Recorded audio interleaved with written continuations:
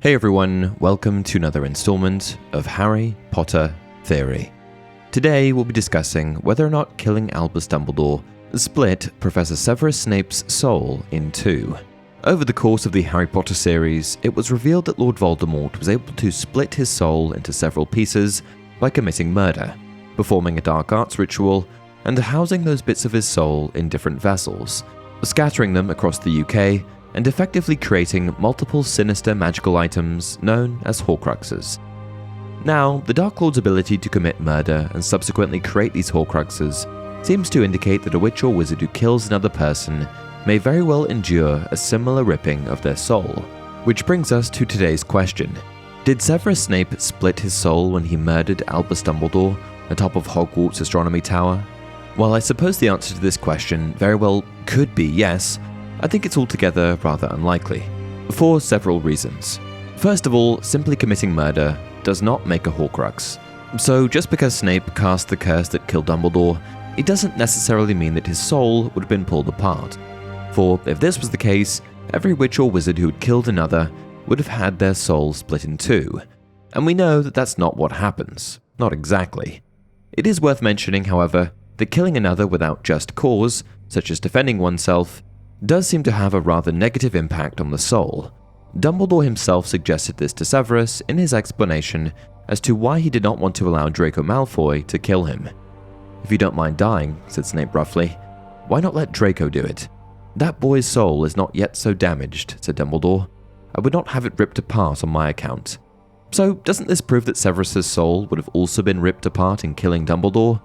Not necessarily, as we can see from Dumbledore's explanation to Snape when he asked Albus this very thing. "And my soul, Dumbledore? Mine? You alone know whether it will harm your soul to help an old man avoid pain and humiliation," said Dumbledore. "I ask this one great favor of you, Severus, because death is coming for me as surely as the Chudley Cannons will finish bottom of this year's league." And so, as Dumbledore explained to Snape, the ripping or splitting of one's soul from the act of murder seems to have everything to do with one's objectives. Which brings me to my second point. In order for a murder to result in damage to the soul, there are a few stipulations that must be met.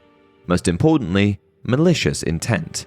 You see, damaging a soul to the point that you could, for example, split it and create a Horcrux is only possible when a murder is committed in cold blood. There can be no remorse felt by the killer. In the case of Snape killing Dumbledore, we know that he only did so at the request of Albus himself. Severus did not want to kill Professor Dumbledore. He only did it for a few rather noble reasons. The first being that Dumbledore told him to. "You must kill me," were the exact words Albus said to Snape.